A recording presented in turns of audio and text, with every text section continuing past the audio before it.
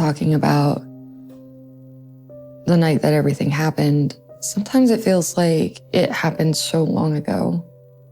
911 emergency, do you need police, fire, or medical? And sometimes it feels like it happened to somebody else.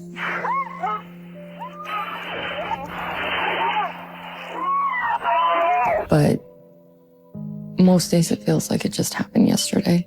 Oh God, somebody please help us. Real evil absolutely exists. The worst kind of evil is when it comes from somebody you thought you could trust. So you're asking me if I think that William is evil. I think he's the definition of it.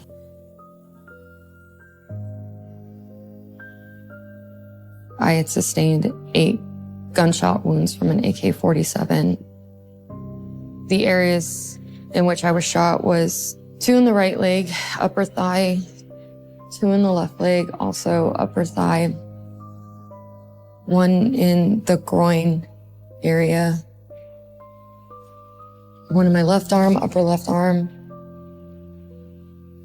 1 in my chest, and 1 in my right hand. I don't think he anticipated that I would survive. The loss lives in you like a scream you can't scream all the time. I don't need to look at that. I've seen that photo enough times to where it's ingrained and burned in my memory. I think a lot of people might look at the photo and say like, oh yeah, how do you not know that guy's crazy? He looks crazy. Like, yeah, he's acting crazy. That's what he wants you to see. That's all part of the manipulation that, you know, he got very good at. It's worked for him in the past. It absolutely has. It worked on me. Seemed like he had plans in life and things that he wanted and things that he wanted to achieve. It paints a picture. And I think that was something that he was always really good at, was showing you what you wanted to see and not necessarily who he really was. I hate him so much, I don't ever want to admit that I cared. So I don't like talking about it. I don't like acknowledging that there was ever a moment in my life that I wanted to be with him.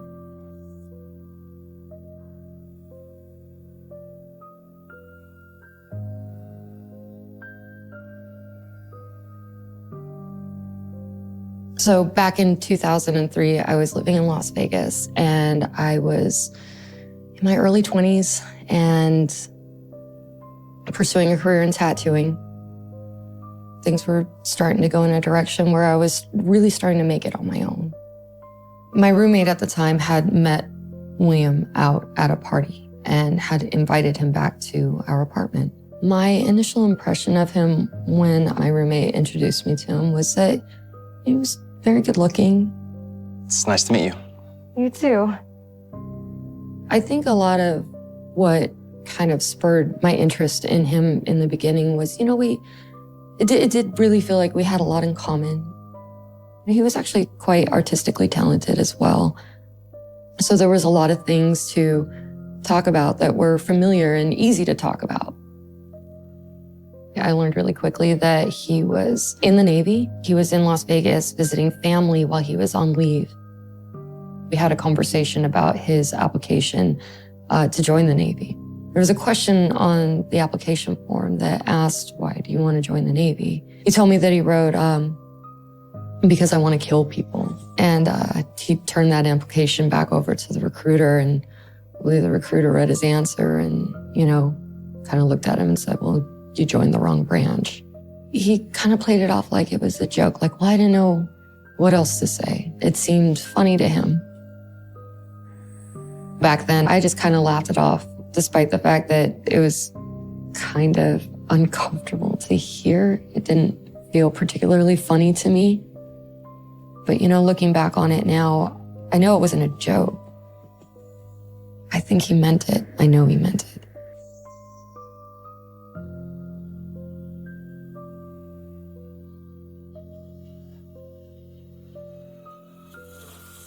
I don't think I was necessarily thinking about, the real meat of what comes with a marriage. When you're 20-something years old, I think you got it in your head that I've got complete control of my life. I was very naive. I was excited that, I had the opportunity to see him more often and build this relationship, I said, yes. I mean, what's the worst that could happen?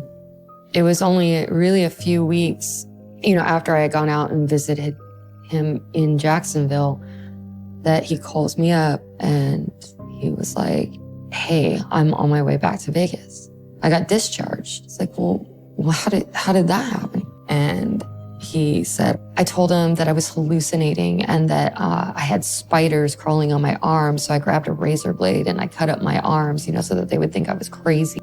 What are you talking about? And I remember being shocked, just absolutely shocked that he was able to so effortlessly deceive the military. I'll see you soon. I think he knew what sounded crazy. I think he knew if I play at this character, it's so off the wall, people are going to think I'm out of my mind. And I found out, that it was a routine that he was very good at. He lied as easily as he told the truth, which made him very believable. Looking back on all of it now, these extremes that he went to get out of his commitment to the military and to come back and be with me, it's a huge warning sign, that degree of obsession. As soon as he got back, we were just thrown into chaos with his behavior. It was literally that very night, he got arrested for his first DUI. All of a sudden, we're having to help him out of the situation that he's put himself in. Now he needs to get out of jail. You just got back, and now I feel like this immense sense of responsibility to take care of you, to babysit you. And now he's likely not going to have means to travel, even to and from work. In my head, I kind of convinced myself that it might be hard for a couple of months, but, eventually he'll get the swing of things. We'll find some way of making it work out. Come on. Let's get you home. I hoped that there was some part of him that was somewhat capable of being the person that I had originally met, that seemed so well put together and with a lot going for him. I think I really desperately wanted other people to see whatever it was that I saw in the beginning.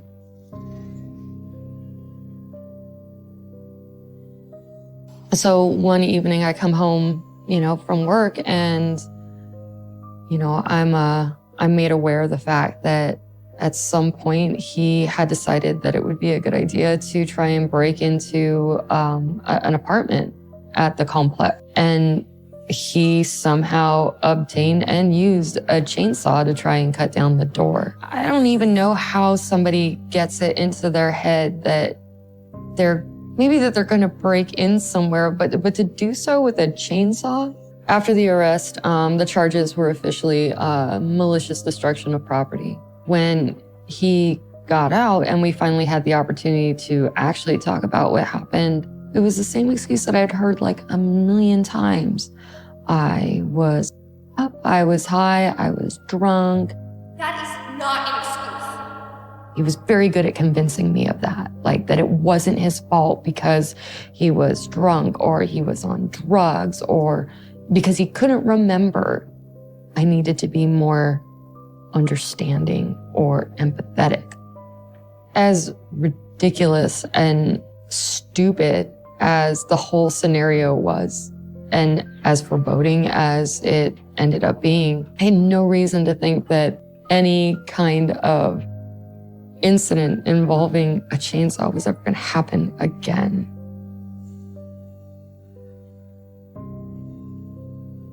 At the time, I had a cat. So on the last trip back to our old apartment, me and my sister had gone back to pick up Monkey, my cat. And, we went in and she didn't come out. And so we're looking around for her and we don't see her. And, slowly we're starting to realize her stuff isn't here, like her litter box, her cat bowl, her toys. We decided well, we're going to make some flyers really quick. We'll put them up around the apartment complex. We never got a phone call. We never heard anything. When my cat went missing, it was devastating. I loved that cat very much. She was my first best friend when I moved out here.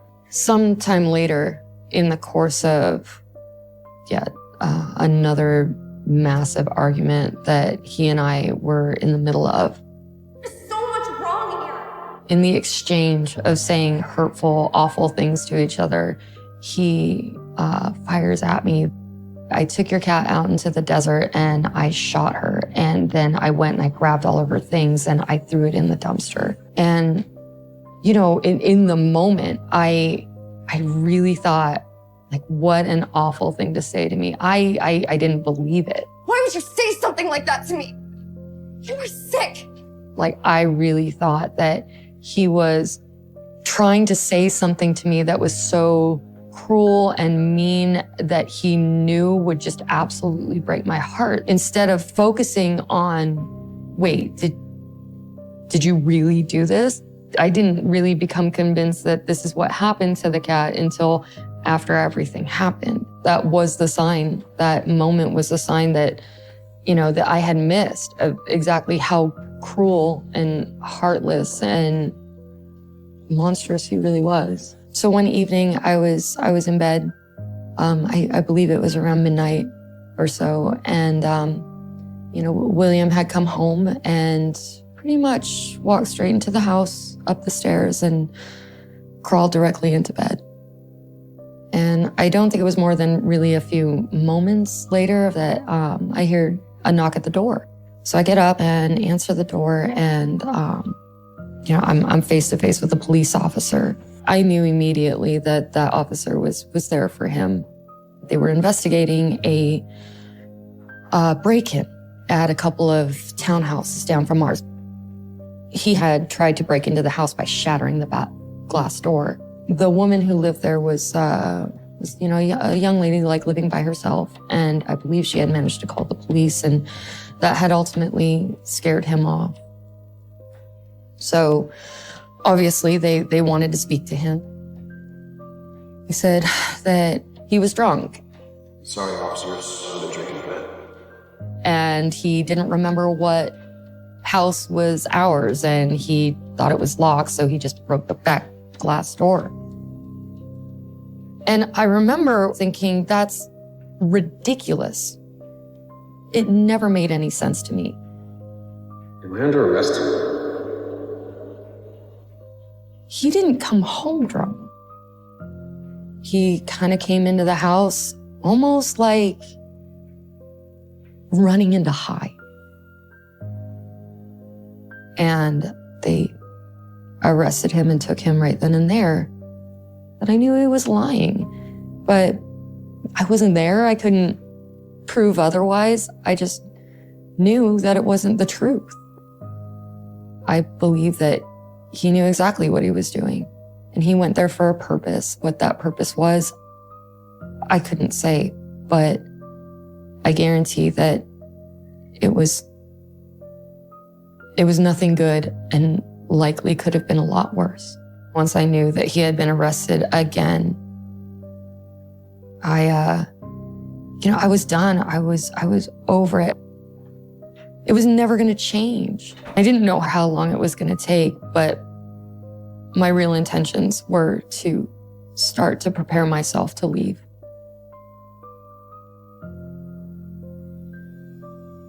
I started spending more time with my coworkers, and during that time, I had met Jonathan Listel, whom we called Kane. We all had so much in common with him. You know, he grew up kind of a misfit kid the same way we all did. He loved Halloween. Obviously, it's my favorite holiday. And before very long, we definitely got very personal about the state of our marriages. He was very unhappy in his marriage, as was I. His situation in his marriage was quite different. He did have a young son. I would try and be a friend and give him advice. And, he would do the same for me. At some point, I remember thinking something was up. He was a little quiet. He looked at me and said, I have something I got to tell you, and I don't know how to say it. I said, well, if you're having a hard time saying it, we can text it. So, picked up his phone and sent me a text. And I picked up my phone, and the text I got from him said, I'm in love with you. And I remember taking a moment, looking at him and telling him, I'm in love with you too. He kind of looked at me with real seriousness and said, what are we going to do? And we decided together that we knew that we needed to tell our significant others that we no longer wanted to be in the marriage. And that we weren't going to move forward with anything between the two of us until we had done so.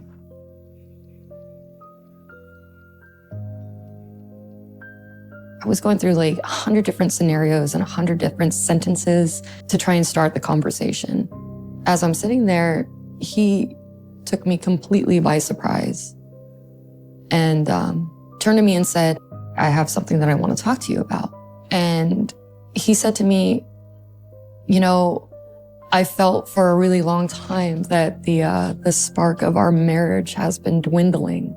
But I have to say, I am really unhappy, and I don't think this is working. And I remember nodding my head and saying, okay, I feel the same. And at the exact moment that I'm sitting there thinking I want out, how do I tell him I want out? He tells me he wants out. Give me a few days to get my stuff out of the house, and it's all yours. Our ultimate breakup was it was so easy. It was really more of a perfect scenario than I could have hoped for. And I really had no reason to think that he wasn't being sincere. This is a photo of Kane, actually my favorite photo, in fact. He was an amazing friend and an incredible person, just all around, very gifted, artistic, adventurous, talented, very talented. People talk about, fairy tale love stories. We really were living that. Maybe that's why everything was so magical throughout our time together, because it was nothing like what I knew. It was like I'd known him all my life.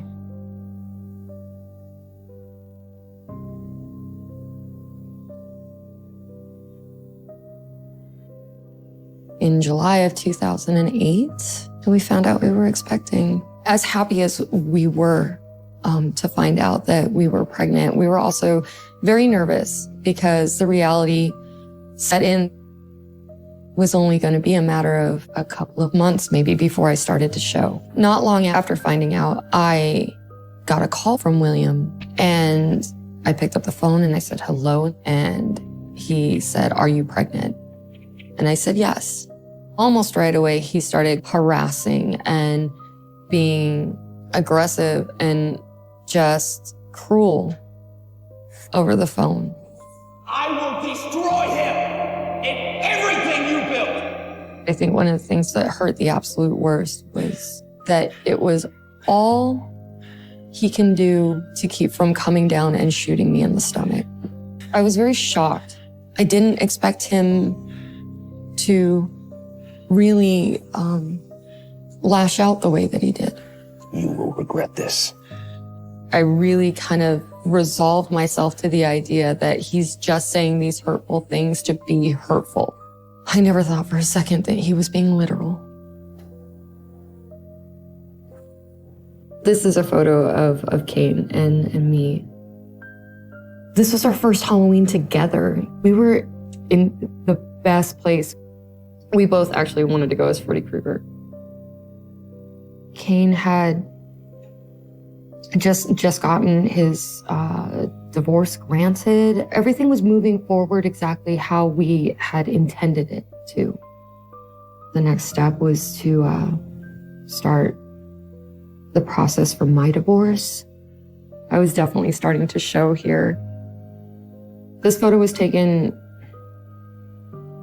maybe just over 48 hours before our whole world changed. We had no idea there weren't going to be any more photos after this. Shortly before Halloween, I get a call from William, and it was a very friendly phone call.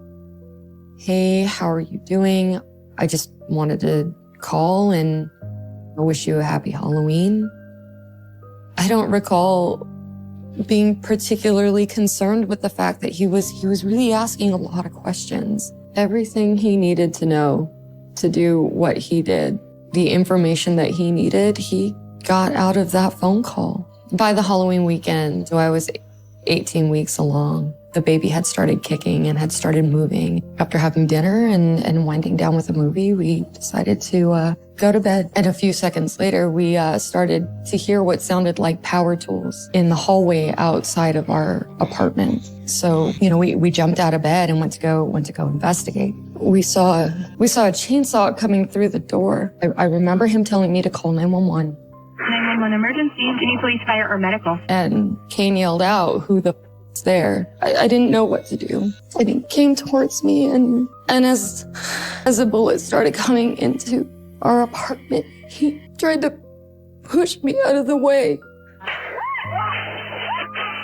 As I was falling back, I just remember feeling like I was being punched all over my body before hitting the ground. I remember the bullet fire just kept coming, and then it was so quiet. And I remember laying there with my head to the side and smelling what smelled like fireworks, like 24 fireworks had just been let off in our apartment. And I remember feeling very warm and very tired, and I just wanted to close my eyes and I wanted to fall asleep. Ma'am? Are you there? Hello, ma'am?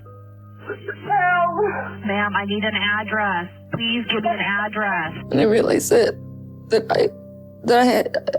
I had called 911 and I didn't know where my phone was, but I was still on the line. Somebody was still on the line. So it was all I could do to try calling back out to her and letting her know that I was there. Southeastern Avenue. What, ma'am? And she stayed on the phone with me until I could hear the sirens making their way to our apartment. And I remember the paramedics coming in, and the whole time, all I could think was, they're here, somebody's here, we're gonna be okay, it's okay, we're gonna be okay.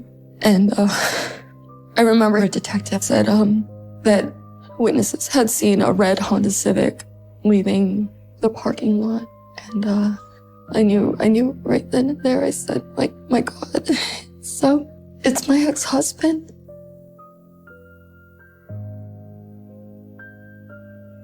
I think I woke up the next morning and there was a nurse there, and I said, wait, you have to tell me where my fiance is.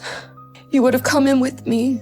And she said, baby, nobody came in with you. It's just you.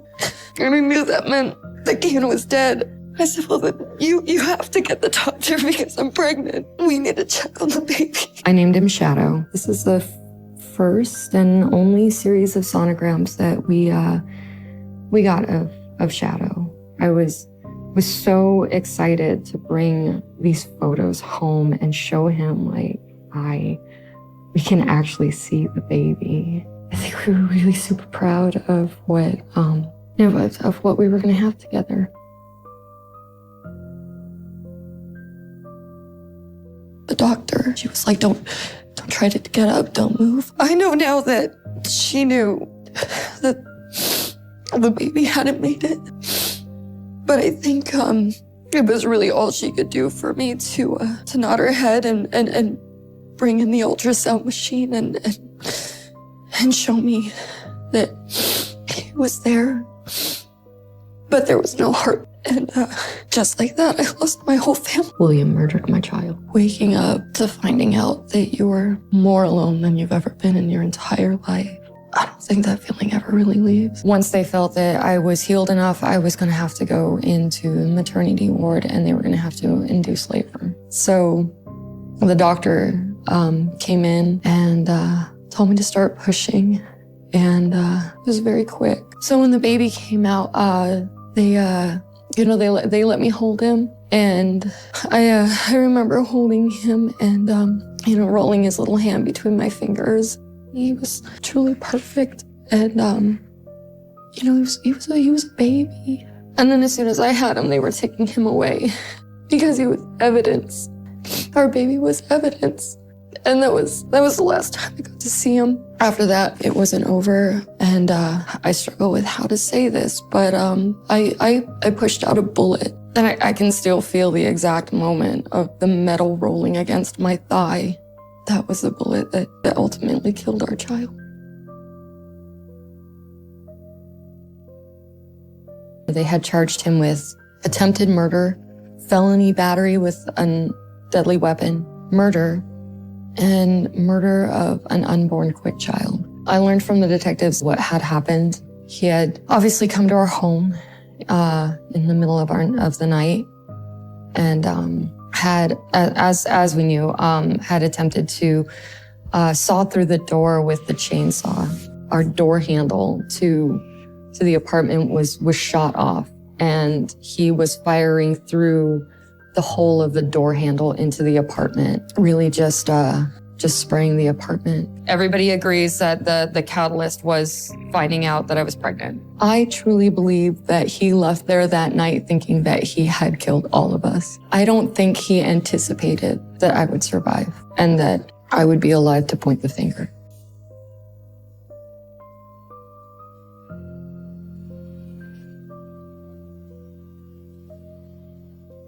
There's no execution date. Until that time, it's never going to be over. And until that time, there's always going to be a huge part of me that is angry and afraid. I don't think that I will ever really have a moment of peace with this until I know that he is not breathing the same air that I breathe. To this day, there's still a lot of lingering scars. Some of them are quite visible and some of them are invisible. So you're asking me if I think that William is evil. I think he's the definition of it. My life today, I can say with all sincerity, is it's really beautiful. I really am very lucky to be where I'm at today, to meet somebody that I love, and to be married with a family. He took everything from me, but I got a lot of it back. Different, but I'm really happy to be so fortunate. Truly. My daddy told me that there were a lot more, but nobody would never find them.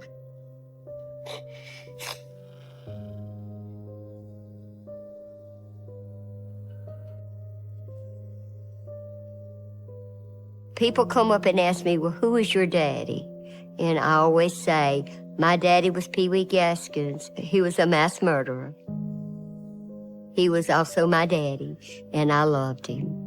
Most people only know the bad parts about Daddy. No one really knows he was a good father. He was loving, he was understanding, and he always wanted what was best for me. At the same time, my father was evil. He was evil. I mean, anybody that can do what he did was evil. This is myself when I was about 6 years old.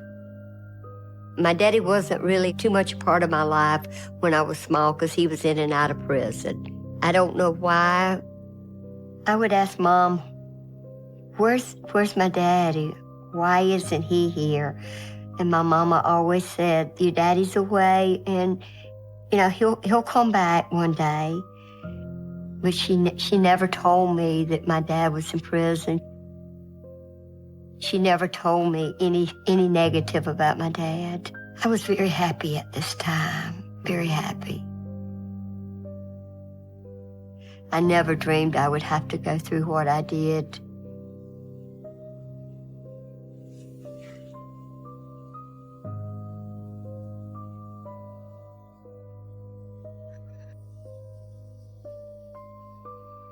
I was born on April 17th, 1952, in a little town called Prospect, South Carolina. The very first thing I remember about my daddy, my dad came to the house, and I was excited to see him because I hadn't seen him in a long time. I remember him going in our house, telling Mama to get me and get in the car. I didn't know what was happening. So, we got in the car, and then he locked the doors. But before we could leave, cops pulled in and surrounded him. Donald Gaskins, stop right there. They just come flying in there with their guns drawn and was telling Daddy to get out. Please exit the vehicle with your hands up. That's when I noticed that Daddy had a gun. He was holding the gun towards my mama and telling my mama not to move. Donald, what's going on? Honey, just stay here. Don't move. I was terrified. I kept holding on to my mama, begging her, I want to get out, Mama, I want to get out. Daddy, what's happening? Just be quiet now. Everything gonna be okay. Kept saying, baby, don't scream, don't say nothing, just sit here. Mama's with you. It's gonna be all right. The law enforcement kept talking to him, asking him to please let us go. And, he kept saying, no, I'm not gonna let him go. You tell me I can leave. You gotta trust me. Your daddy ain't gonna let nothing happen to you. Finally, after a couple of hours, he did let me out. He released my mama, and when Mama got out, they just covered the car and drug him out of the car. It was a horrible feeling, seeing him, throw him on the ground and handcuff him. I was crying, I was begging Mama, please don't let him hurt him. And they put him in the back of the police car. I asked Mama what they're doing to Daddy, and she said, baby, he did something wrong. Now they got to punish him. Just like when you do something wrong, you have to be punished. He went to prison for a long, long time, and I didn't see him anymore until I was in the 3rd grade. But Mama never told me why he was running from them. Nobody ever told me why.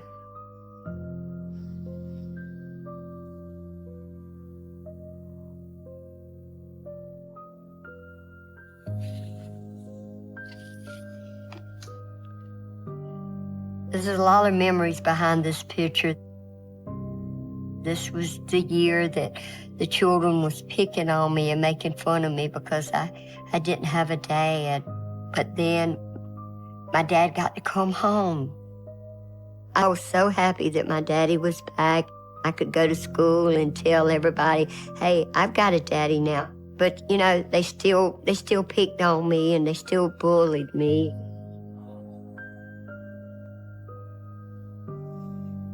I remember one specifically day that my dad and I was outside playing ball, and I was really upset because the kids had been really, really mean to me that day.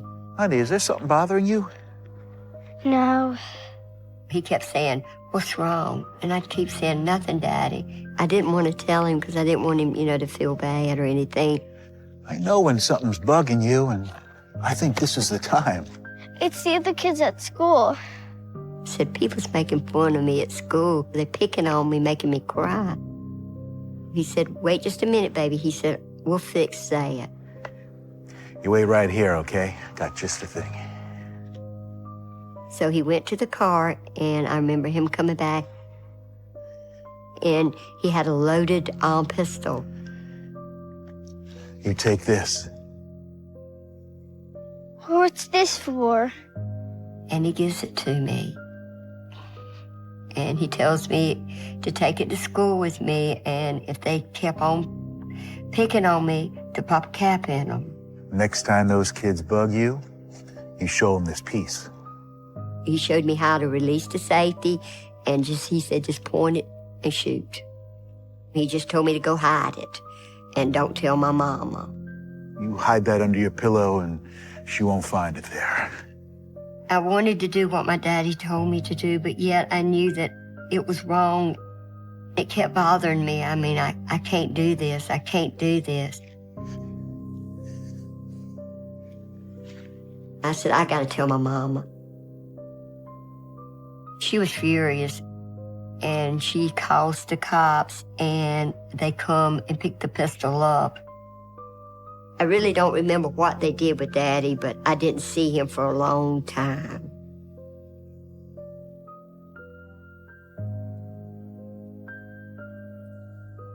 He got out of prison when I was 15. I was married, and I was fixing to have my first child. I thought, well, maybe he's changed. He's going to stay out this time. But that's the very first time I've ever seen my daddy do anything to hurt me.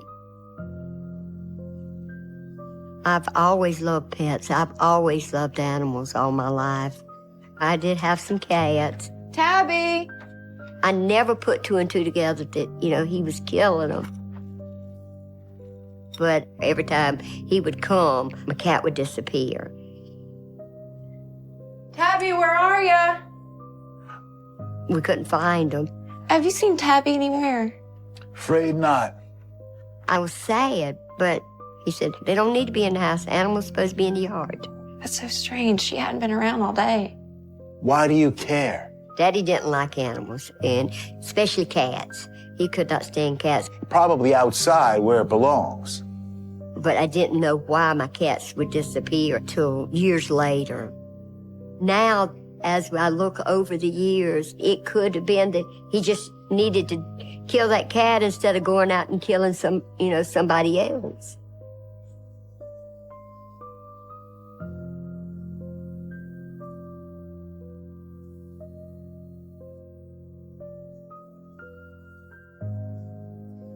Oh my God, what happened? People started coming to the house and just disappearing. They never was seen again.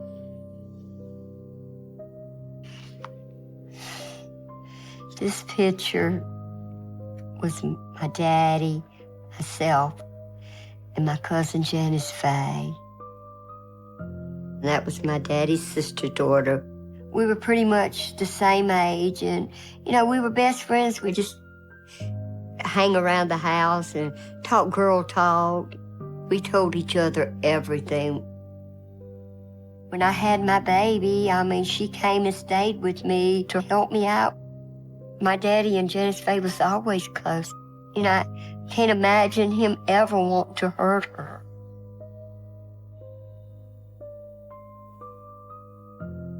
One afternoon, my Aunt Inez and Uncle Lamar came to my house, and they asked me, had I seen Janice? Was she at my house? Hey, y'all, what a surprise. Daddy's not here right now, but if you want to come in. Actually, Shirley, we're looking for Janice. We were hoping she was here with you. And I told them no, that I hadn't seen Janice. She said, well, Janice had been missing for 3 days. We haven't seen her or heard from her for the past few days. We were thinking maybe she ran away. I don't think Janice would do that. Her friend Patricia was missing with her. They were both missing. I was worried because, I hadn't heard anything. You'll let us know as soon as you hear from either of them, right? Yeah, absolutely, yes.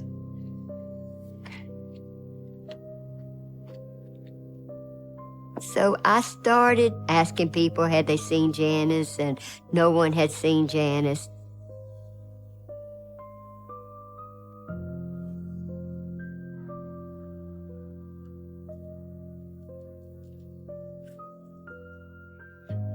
Hey, honey. When my daddy came over that weekend, I asked my daddy, I said, Daddy, I said, have you seen Janice? Have you heard about Janice? No one's heard from her in a few days. I've heard, yeah. But he showed no emotions. And he said, no. He said, I've been looking for her. He said, I don't know where she is. When I've been talking to people around town, nobody has seen her. Could be she just ran away. But I knew Janice didn't run away from home. Janice wasn't that kind of girl. She would not have worried her mom and daddy like that. I know something's not right.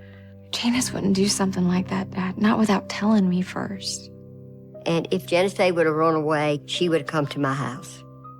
That's how close we were. Wherever she is, I'm sure she's doing fine.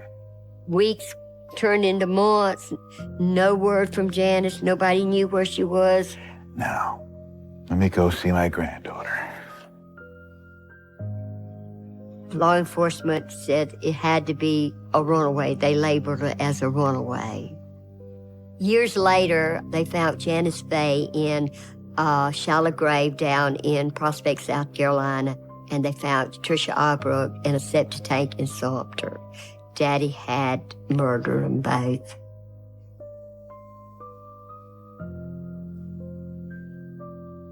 At this moment, just looking at my daddy and Janice Faye, it makes me angry. I try to block it out. I'm angry, sad, all in 1 minute. It was very hard to think my daddy had done it. It was evil. Nobody wants to believe that their parents is evil.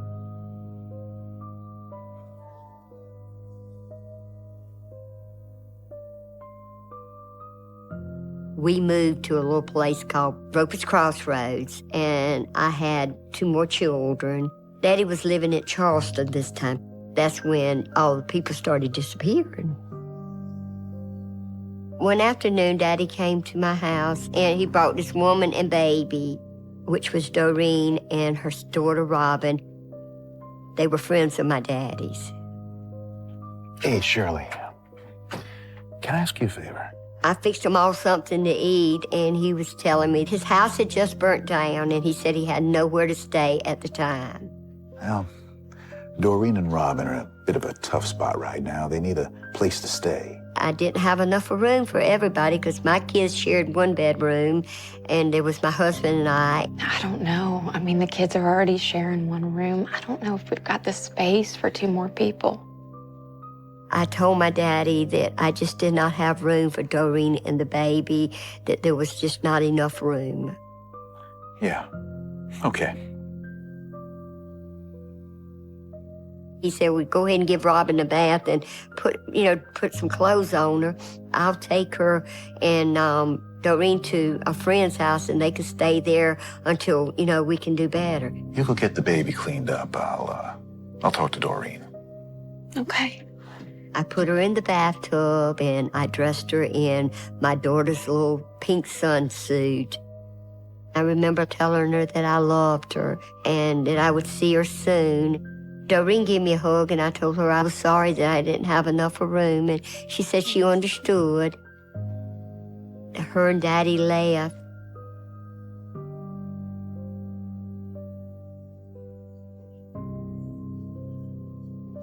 Hi, Daddy. Hey, sweetheart. And he was gone for about 2.5 hours, and when he come back, I said, Daddy, where did you take Doreen? Did you find a place for Doreen and the baby? Yep, we did.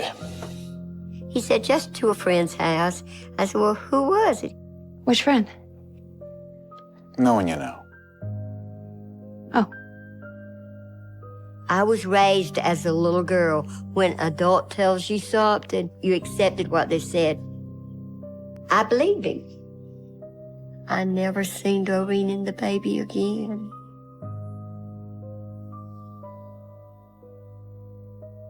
This is Doreen and her baby Robin.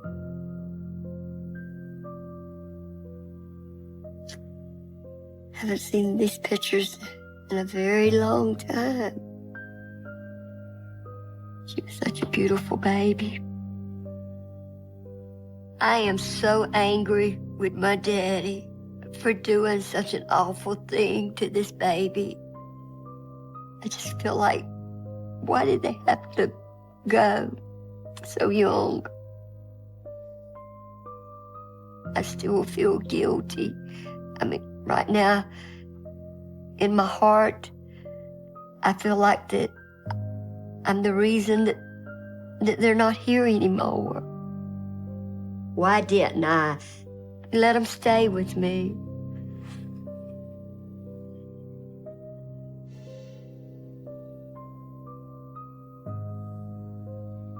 Late one night, my daddy came over. Oh, hey, Shirley.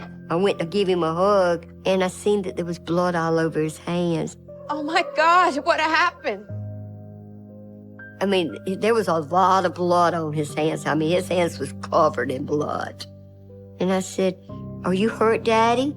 And he said, "No." I said, "Well, what's that blood doing on your hands?" It's okay. I hit a deer. He proceeded to say that the deer run out in front of him, and he hit the deer, and I had to drag it off the road. That's an awful lot of blood. Yeah. Guess it was dark. So dark I didn't see it.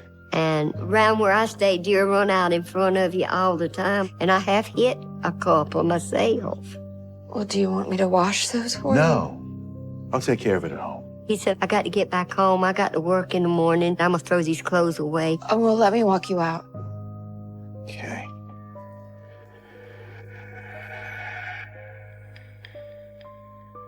But I walked him out to the car, and I looked at the car, and there was not a scratch on the car. It's kind of hard to believe that you hit a big deer, that it's not going to mess up your vehicle. But, I never questioned Daddy. I just figured, that's what he said, so I guess that's what happened.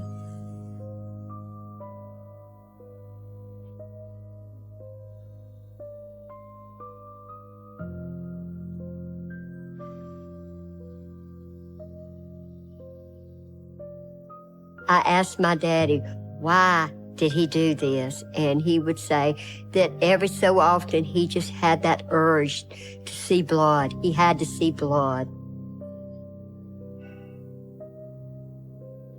My husband and my daddy, they got along real good. They were very good friends. One day, him and my husband was outside, and he told my husband, he said, "Let's go kill a deer." What, right now? Yeah, right now. My husband said, "Are you sure you want to go kill a deer?" And Daddy said, "Yeah, let's go kill a deer." He said, "I just want to see some blood." Got the guns? People back in South Carolina, go hunting all the time. That's nothing unusual. Come on. This'll be fun. He was very excited when they were gutting that deer. He was just having a great time doing that. Years later, when I went to see him in prison, he would say that every so often he just had that urge to see blood. He couldn't be still till he seen blood.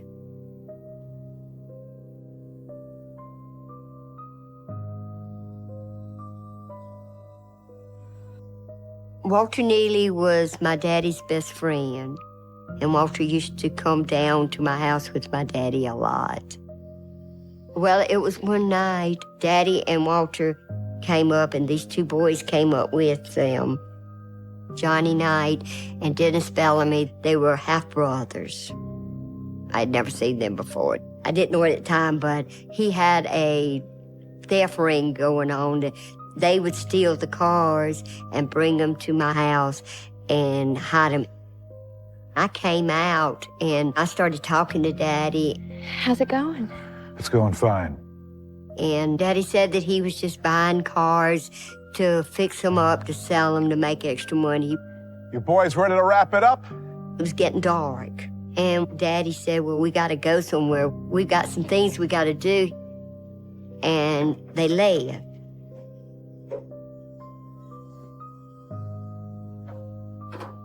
Later on that night, maybe about 12:30, Daddy came back by the house.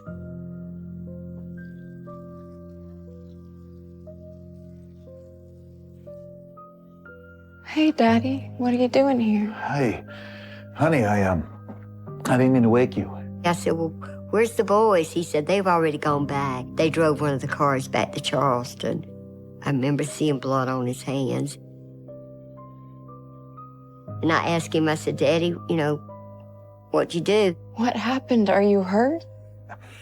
No, I hit another deer. He said, you know how plentiful deers are. He said, another one run out in front of me. I didn't mean to wake you up. Look. He said, I got to go. He was in a big hurry. He was rushing. He didn't want to take time to talk to me that night. You go back to sleep, all right? He just left. I'll see you next weekend. Okay. Good night, Daddy.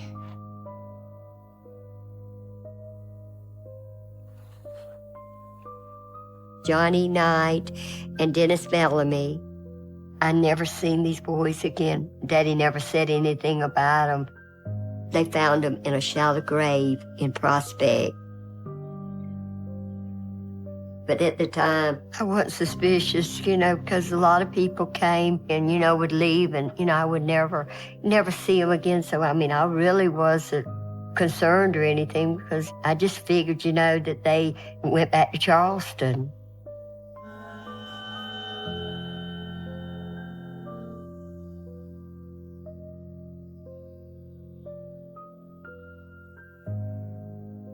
One day, my daddy asked me to go into the trailer to clean it. And I said, sure, Daddy. I didn't go in the trailer maybe 2 or 3 times the whole time that it was there.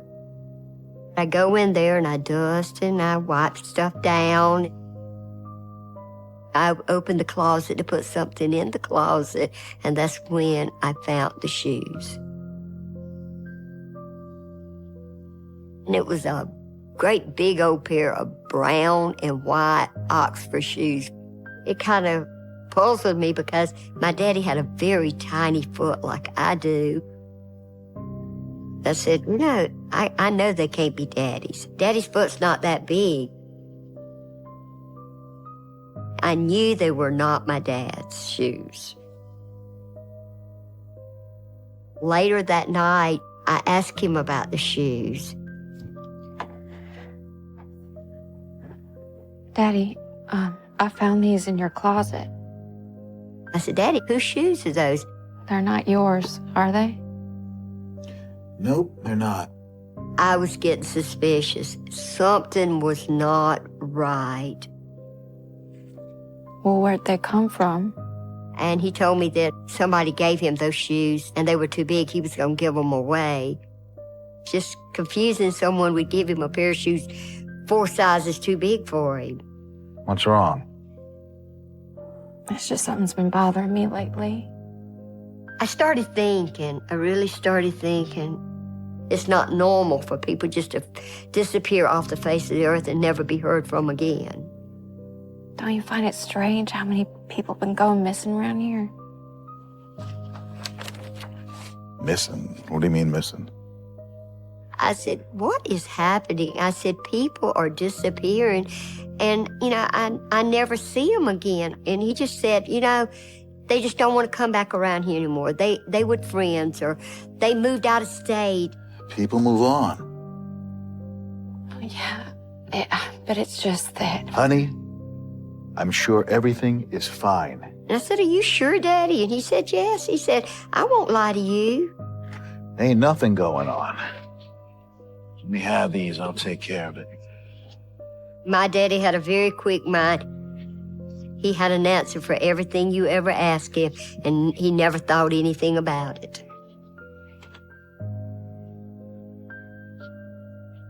Later on, I learned that my daddy had murdered the boy that the shoes belonged to. They were Dennis Bellamy's shoes.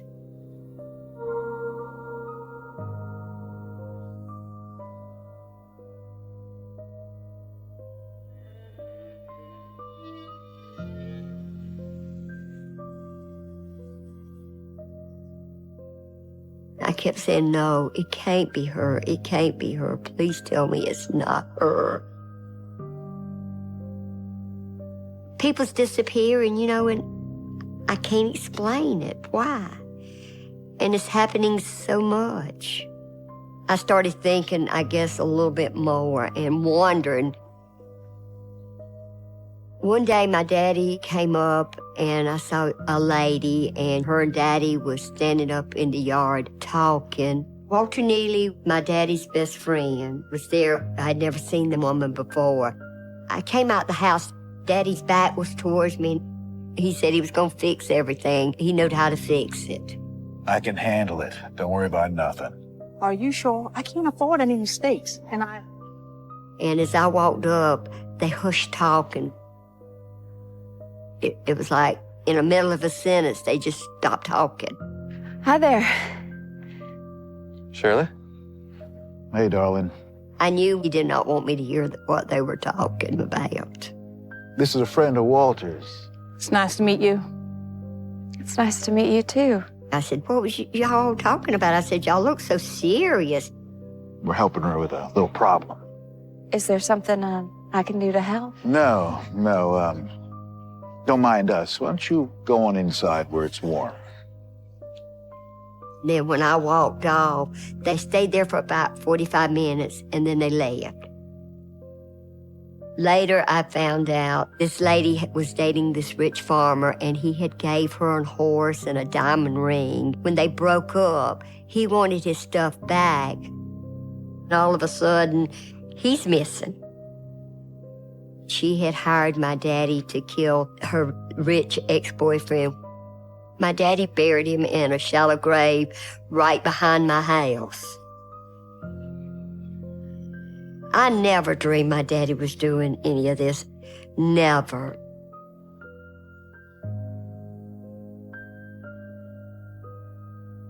Kim Gellican was a little 13-year-old girl that,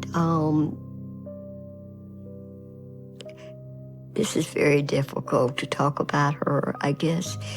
You know, I'm sorry about all of them, but she was a very special one, very special. My daddy brought her down to the house and said that her mom had died and she didn't have nowhere to stay. And he asked me, could she stay with me for the summer? And I really liked the little girl. She kept saying, please let me stay, please let me stay. And I couldn't say no. Kim always called me grandmama. She lived with me for the whole summer. She was like a daughter to me. Okay. All done and pretty as a picture. But one day, I started washing dishes, and Kim said, well, Grandma, I'm going next door to get me something to eat. My mother-in-law lived right there across the yard, so she walked out the door. Are you coming too? I'll be over in a few minutes. Don't take too long.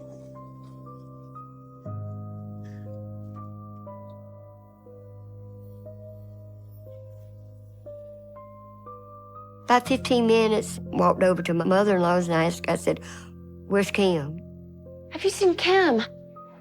What do you mean? Well, she said she was coming over here for dinner. She said, Kim's not here. I said, what you mean Kim's not here? She left the house about 15 minutes ago. I haven't seen her all day, Shirley. I was freaking out. I was scared. I was nervous. Well, you gotta find her. It was like she just walked out my front door and just vanished into thin air. And so that's when I called my daddy. I said, Daddy, have you seen Kim? Daddy, I need your help. He said, I have not seen Kim. I said, Kim wouldn't leave without, telling me, Daddy. I mean, that's one thing I know. Okay, well, I'll come right over. We'll look for her. Daddy, we don't have time for that. We gotta call the police. I said, well, Daddy, I need to call the cops. He said, no. He said, let me see if I can find her first. Don't call the cops. He was very firm. Don't you call them cops.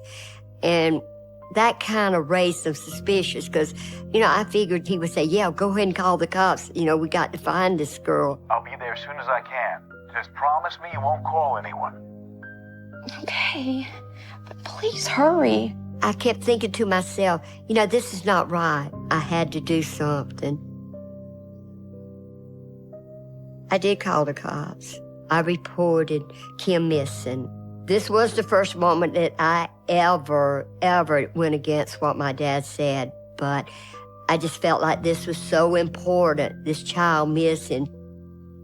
And, you know, they kept searching for her, but we couldn't find her. Later on, I found out Kim was buried in a shallow grave right on the other side of my house. My heart's breaking because I'm so close to her. She was like part of my family.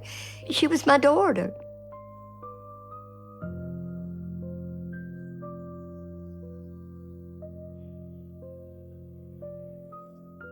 A couple of days later, we were all in the backyard, you know, stacking our wood for the winter, and we heard a bunch of car doors slam. As I turned the corner, my yard was full of law enforcement. I mean, they were everywhere. What's going on over here? They said, we have a warrant here to search the house for Donald Pee Wee Gaskins. He said, have you seen your daddy?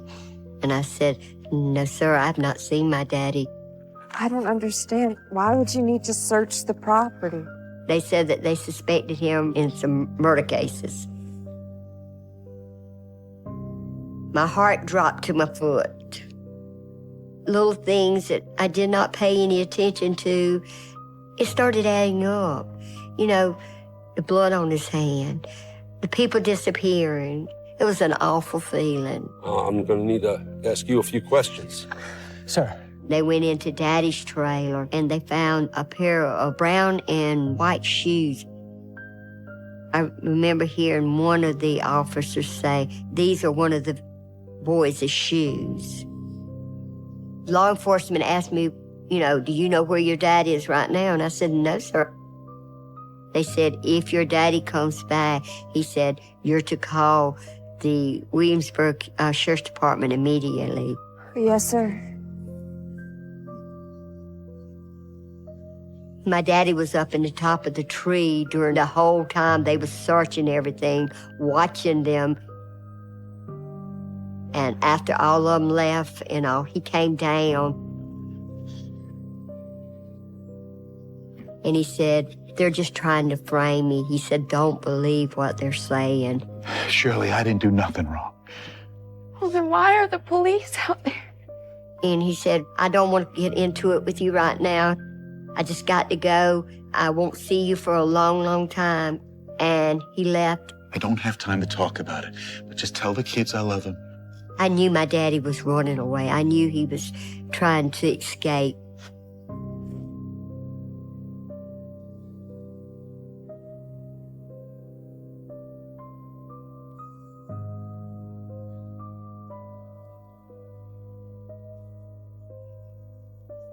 It is so hard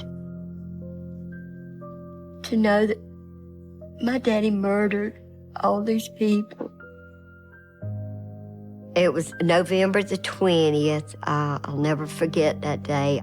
It was a couple of weeks after he left my house that night, the last time I seen him. Good evening, ma'am.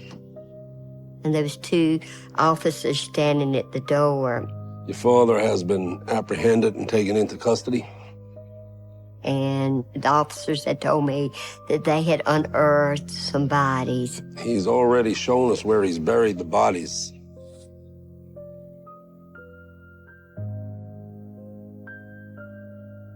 I was done. I mean, I couldn't think straight. I mean, I was crying. I was beginning to realize that this was for real. I remember just starting to cry.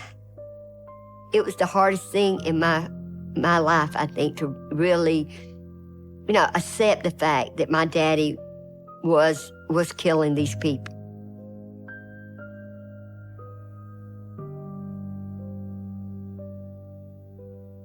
That is Walter Neely. After Kim disappeared, they brought Neely in for questioning because they knew that Walter Neely and Daddy was very good friends.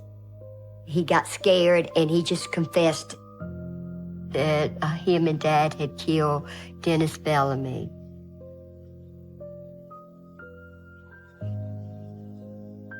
They arrested my daddy trying to flee out of Sumter in a taxi cab. That's my daddy right there. He's pointing to a graveside, and this is where they're digging it up. My daddy had his own private graveyard down in a little town called Prospect, South Carolina. I didn't see my daddy again until his trial.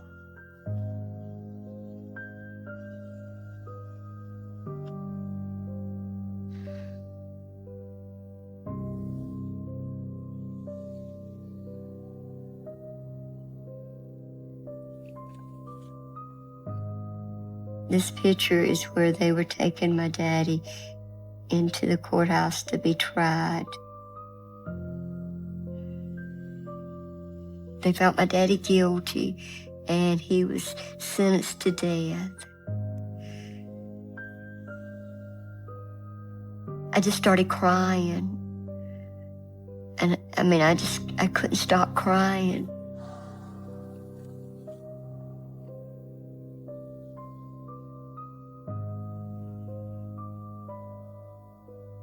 Never tell anybody where the rest of them was. The only one that he ever told me that he was really sorry about was my cousin Janice Faye. But that was the only one that he ever had any regrets about. I feel so ashamed.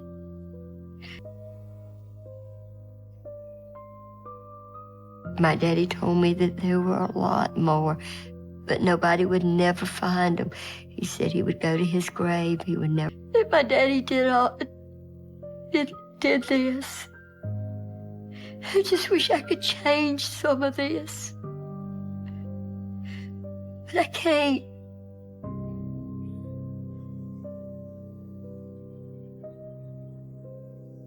And I would always love him. And he said, "How can you forgive me?" I said, "Daddy," I said, "I forgive you for everything you've done." I said, "You're my daddy, and you are so special to me."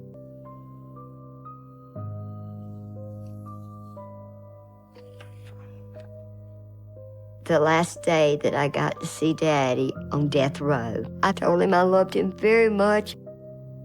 I'll always, always love you.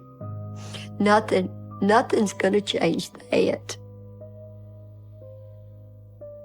And then he said, "I love you with all my heart." And that's the last words my mouth. I finally started to heal. What helped me more than anything else through all this here, I went into foster care. I started taking care of other kids. I feel like that, if I can just shed a little bit of love, and Daddy ever said to me.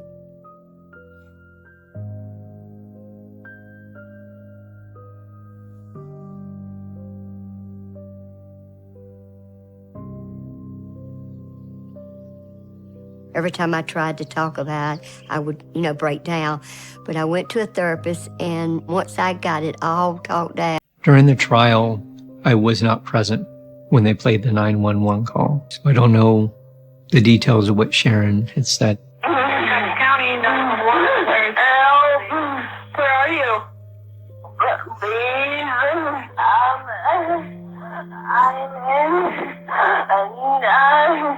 But you can't just turn love off and on like a spigot. You love somebody, you love them. And nothing will ever change there. I do love my daddy, and I'll love him for the rest of my life. What's your name? Dad, please help me! Did you say you were shot? Yes, please help me! Sorry, I can't.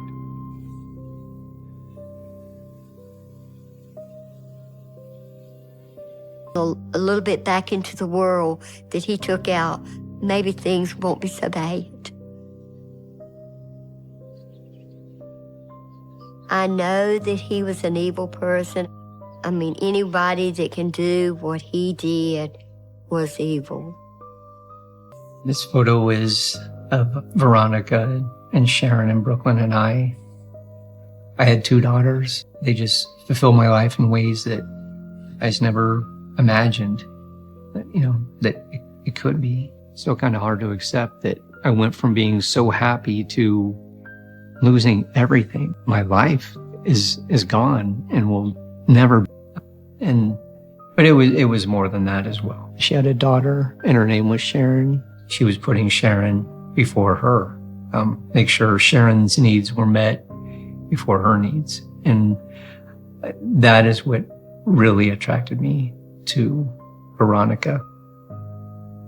And we were together for a year and a half, almost 2 years before we got married. Would I be the same again throughout the last almost 5 years since the incident until today? I haven't talked to anybody. It's time to tell my story. This is a picture of Veronica and I. This is in the beginning of our relationship. When I first met Veronica, there was an immediate physical attraction. I wanted my life to be, it was happening. And our future was very promising.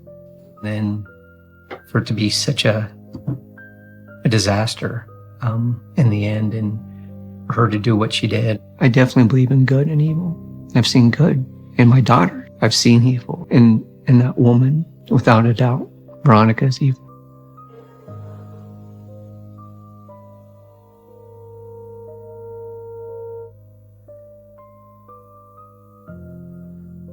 Being in the military is when everything changed. It was like a light switch. Veronica had always had long hair, and she was always light colored. She'd always color herself a blonde before I left for deployment. I came home from work, and she had cut her hair shorter and colored it dark. Almost. The change in her hair was dramatic. Her hair was at a great family, and I was looking forward to raising my girls. Then I was scheduled for a deployment in late 2013 and early 2014 in the country Qatar in the Middle East. A few weeks before deployment, much shorter and almost black. It was a big change, and I was pretty shocked the first time I saw it. I tried to ask her about it. And she wasn't very responsive about it at all. I had no idea what the lifestyle is difficult. There's a lot of moves, a lot of deployments. Once I was towards the end of my career in the military, that's when I decided to have a family. And in 2007, I got stationed down in Argentina, and that's when I met Veronica, Sharon, and then we eventually had Brooklyn. We got stationed in San Diego. She was thinking, or what was going through her head. Usually when you go leave for deployment, family members take you to the airport. The day I was getting ready to leave for deployment, asked her if she was ready to take me, and she said she didn't want to. I kissed the girls goodbye, and I kissed her goodbye, and I got in a taxi and I went to the airport. Leaving Brooklyn and Sharon and Veronica was hard. I never had to do that before. Sharon was in 5th or 6th grade. Brooklyn was a toddler. 6 months is not a long time, but it seemed like an eternity. Especially all the stuff that happened as soon as I arrived in Qatar.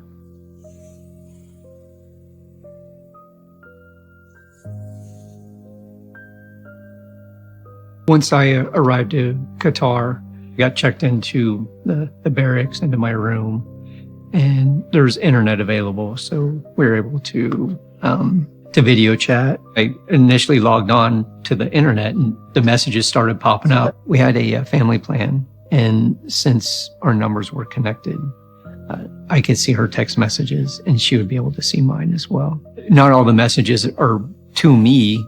There was one number in particular where it was getting pretty evident that it wasn't a friend. That talked about how she enjoyed kissing him, and she enjoyed him kissing her, and they grew even more intimate after as the messages progressed. I loved her. And, I felt, my heart was ripped out. When I confronted her, she was very forthcoming with the fact that she was seeing someone else. When were you planning on telling me any of this? And that I was ready to retire, but Veronica enjoyed the lifestyle in Latin America. And there was a job opportunity for me to change careers from being a pilot to being what is called a foreign area officer. That was something that Veronica wanted for us. And so I agreed. She was in love and that they were going to get married and they were going to move to Argentina. I was devastated. I had every gamut of emotion going through me. The future of my family was at jeopardy. How can you just sit there? I was like, well, if you want a divorce, you can get a divorce. We can get a divorce, but you can't take Brooklyn away. I had no say-so over Sharon. And, her response to me was, we're in San Diego. We're only like 6-7 miles from the Mexican border. You don't think I can go down to Mexico and being on the other side of the world? 5 months in the deployment, and she kind of changed, saying how she was sorry for doing that. She was just crazy because I was gone and she was by herself. And she said that she didn't want to get a divorce. She wanted to stay married. Agreement was we would try to make things work.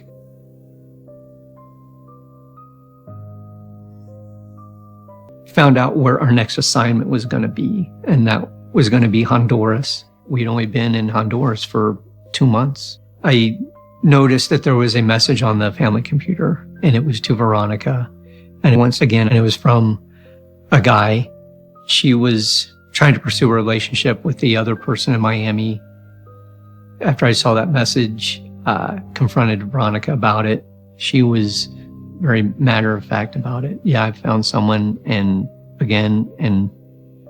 want to be with that person. So she didn't really show me any emotion that she was sorry or anything like that. Her whole goal was to get out of Honduras. She didn't like Honduras. Veronica was wanting to leave the country with Brooklyn and Sharon. I couldn't just pack my bags and leave. It was a complicated process. We were overseas. This is less than a year after she was in a relationship with another person. I realized at that point that she wasn't going to change. There was no trust anymore. So I had to end it. I had to move on. We both agreed that we were going to proceed with a divorce. I know divorce is difficult, but I had no idea that things were going to spiral out of control like what happened with us. One night, the embassy had called me and they told me they wanted to come over. They asked that Veronica stay inside to essentially separate us. They started out the conversation with, how often do you beat your wife? I get completely blindsided. I'm in shock. What's going on here? I didn't know. And then I went to an apartment and Veronica began to contact my command and make accusations. And she was making these accusations that I wasn't providing for her or the girls. The first one was the fact that I wasn't giving them any food. They had no food to eat. She was complaining about having to sleep on the floor, get a flight to go to Argentina. I gotta go. Wait, no. And that really freaked me out. I thought it was a very serious threat. Over the next 5.5 months, I was in constant fear of losing my daughters. I felt helpless. There was nothing I could do from not only losing my daughters, but that I could be spending the rest of my life in a Honduran jail because she wanted to leave the country. I was surprised at the level she was able to kind of plan and calculate her way through this. She will do whatever she thinks is necessary to get whatever she wants. And it doesn't matter whose lives she destroys to get that. She is a monster.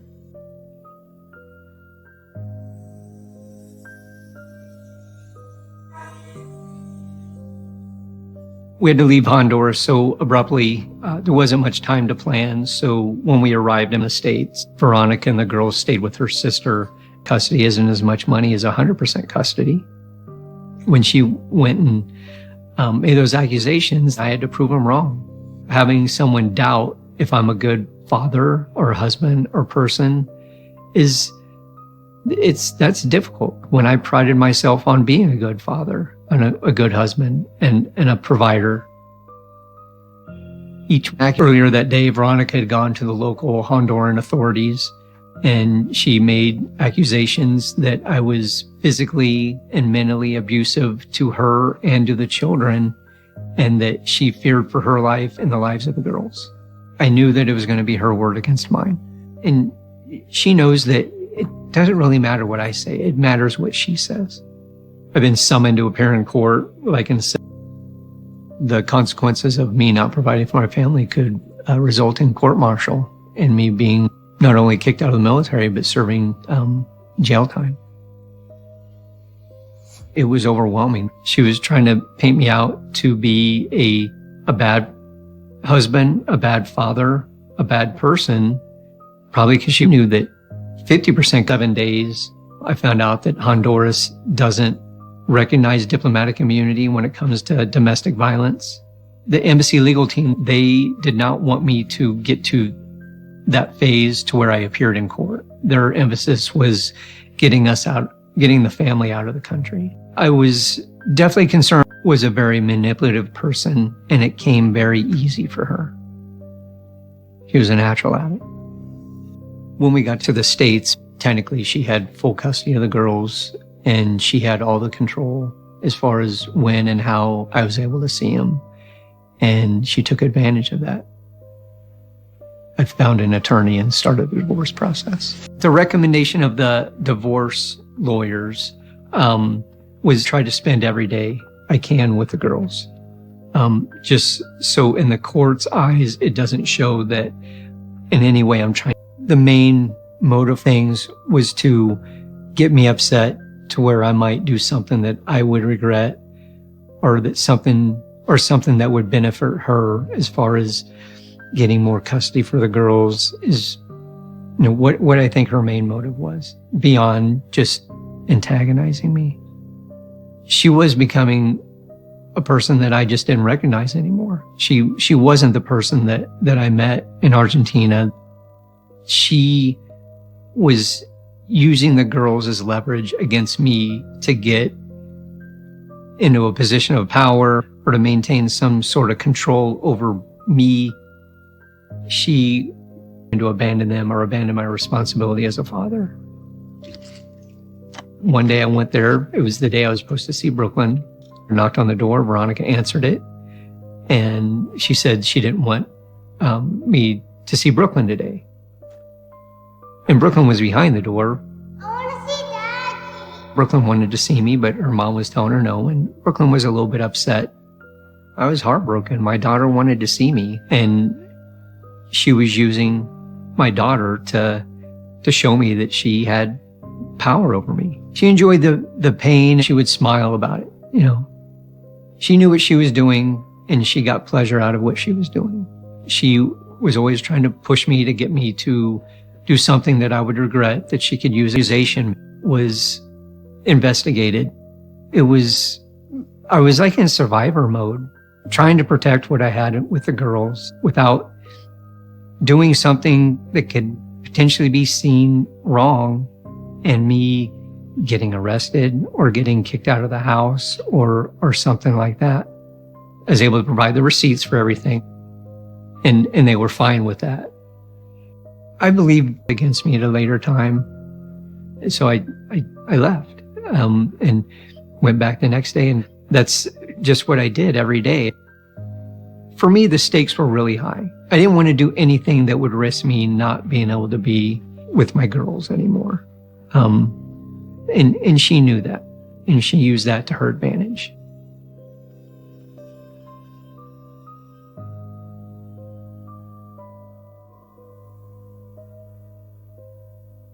Living with Veronica was very unpredictable. Some days where it was tolerable, and then other days where it was hell. If I was playing with the girls and I left my wallet out, she would take it in the house. Do you know what she's talking about?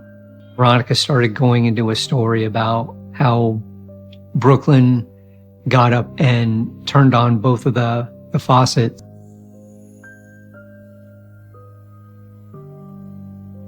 I'm on my way home from work one day and I get a phone call from Sharon, and she's telling me that it's raining in the house. Water was coming from the ceiling. And so I asked her where her mother was, and she said her mother wasn't there through mental abuse. I still, to this day, I don't know why she was so angry or upset. I couldn't leave, because leaving would be abandoning the girls. I was trapped. Throw it in the toilet. And then, I'm doing laundry, and, she goes in there and dumps a whole bottle of bleach on my clothes. Or she had taken my laptop and submerged it in the bathtub. She would kind of ratchet these situations up to try to provoke me to do something. Thankfully, I never did. I told her to just wait outside because I was still 20, 30 minutes away from being home. I called up Veronica, and I was like, Sharon just called me and said that it's raining inside, and pulled the stoppers, and then left the bathroom, locked my door, and then got in bed with her. And I was like, well, Veronica, how would you know that she did all that if the door was locked? Brooklyn was dead. She started with the allegations again. She notified the command that I was being physically and mentally abusive. Again, they couldn't find any evidence to back up her claims. And they actually made the determination that Brooklyn and I were suffering.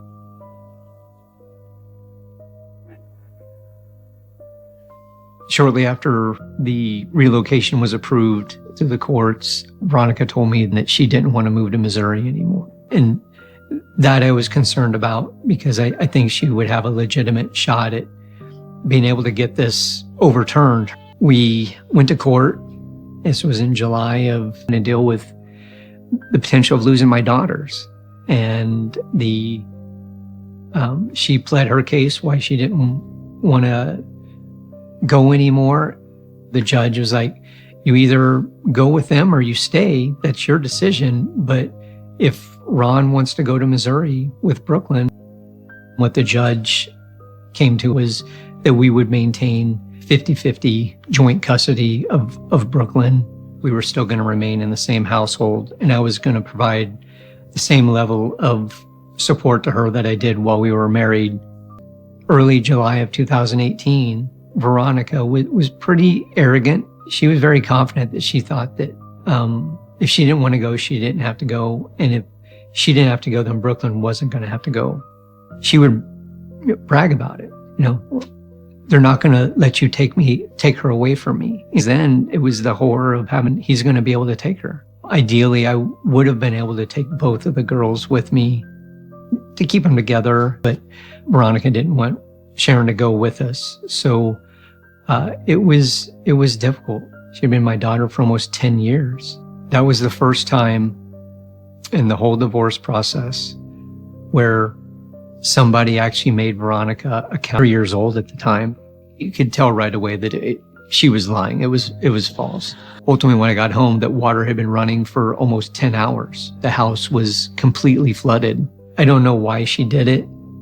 And I think that was, up to that point was the biggest evidence of how unstable she can be. Accountable for what she said she would do and what she should do. She wasn't able to dictate things.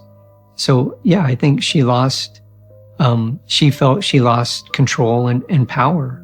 And I think that's when she started plotting.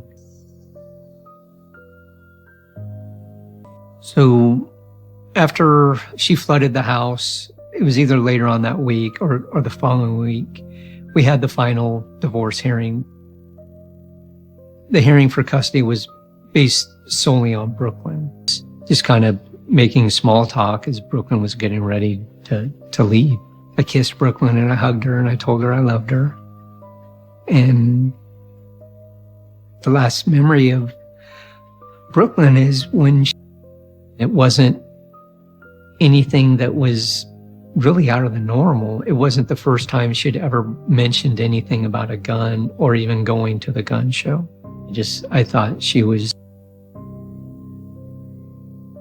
I got up in the middle of the night, phone lit up, and there was a voicemail there, and I saw it was from Veronica. So I listened to it, and the voicemail was pretty short and pretty to the point.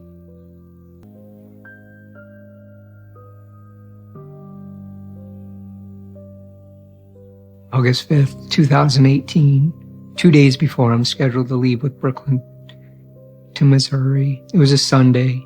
Veronica called me up and said she wanted to see Brooklyn that day. She wasn't mean. She wasn't nice. She was kind of normal. She did mention that she had gone to the gun show with a friend. She told me that she had shot Brooklyn and she had shot Sharon, and that she was going to kill herself, and that she hated me. And then she said goodbye. When I first heard the message, I did a double take. I was like, but she was in the operating room and they didn't think she was going to make it. The Fairfax Police Department. And I asked them how they were. And that's when they told me that the Brooklyn was dead and that Sharon was alive. She's walking down the sidewalk holding her mom's hand. And that was the last time I saw her alive.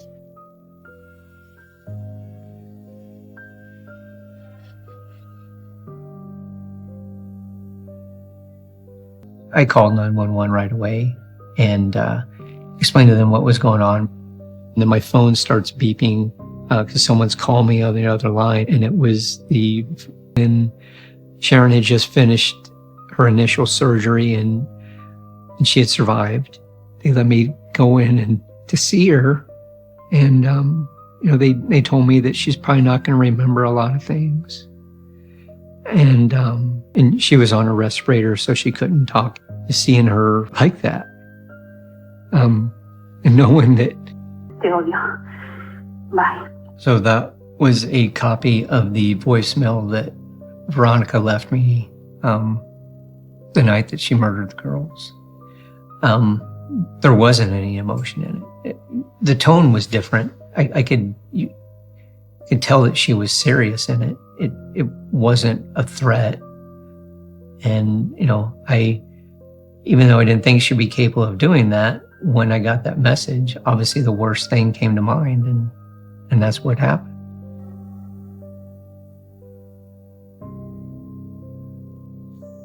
About the time I get to the hospital was when I know that I was there, and that I wouldn't leave her, and that I'll take care of her, and that I loved her, and that she was safe. I just told her to fight and to get better, and that I would take care of her. And she made me pinky promise her. So she started screaming, and I went to another room where Brooke is sleeping, and shot her in the head. You shot Brooklyn in the head? And then when she left her room where Brooklyn was, she noticed Sharon was still alive, so she shot her again. She got the ultimate revenge on me. Veronica's evil. She's not sick. She's evil. This was, I believe, her mugshot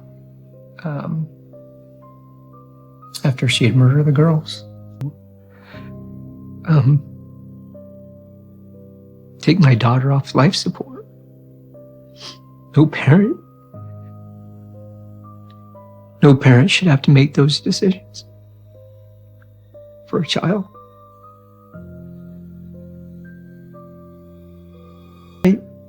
I knew that she knew.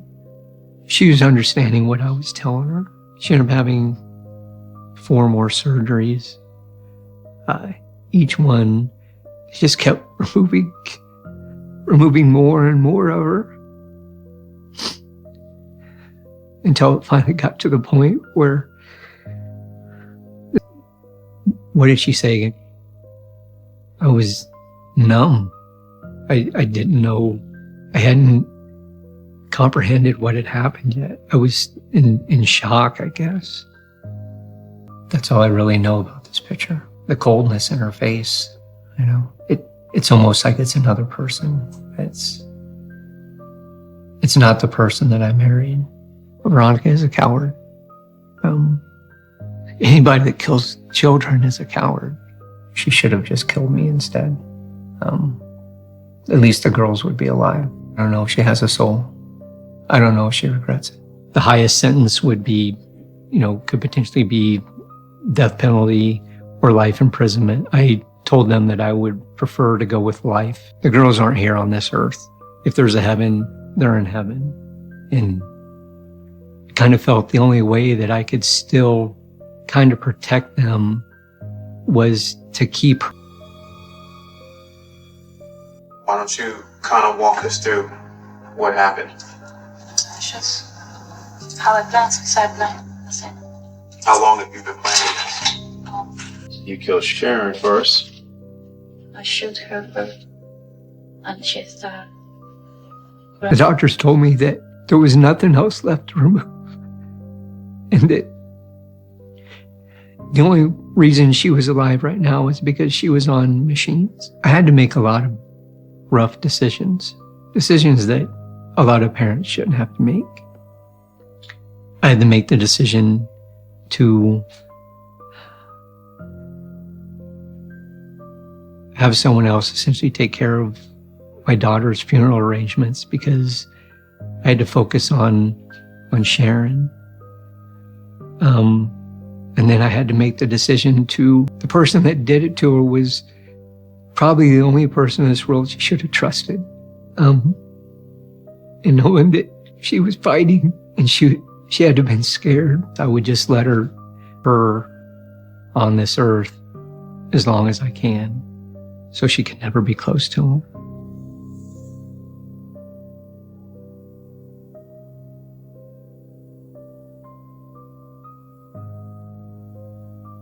This is a picture of Sharon and I. She was such a pleasant young possessions, any of Sharon's remains. And as far as Brooklyn's remains, I have those, and I'm not going to leave her again. I'm not going to leave Brooklyn again. So I keep her ashes with me. And when I die, I'll get cremated and I'll have her. This is the one that's here with me in Missouri. Neither one of them are buried there. It's a symbol that I felt that I needed to do. I never got any of Sharon's. He was gone, and I haven't taken it off since, and I never will. Wherever I go, the bracelet goes. And for me, that's where Sharon goes to. So this is Brooklyn, also known as Mini-Me. At 5, her personality was really starting to come out, do fingerprint jewelry. So I was able to get Brooklyn's fingerprints and had it turned into this ring. It's almost like touching her hand. I just don't want to leave her again. I really believed that I could protect my girls, and I would have given my life to do that. You know, when they were scared, you know, of a bug, of lightning, I'd tell them,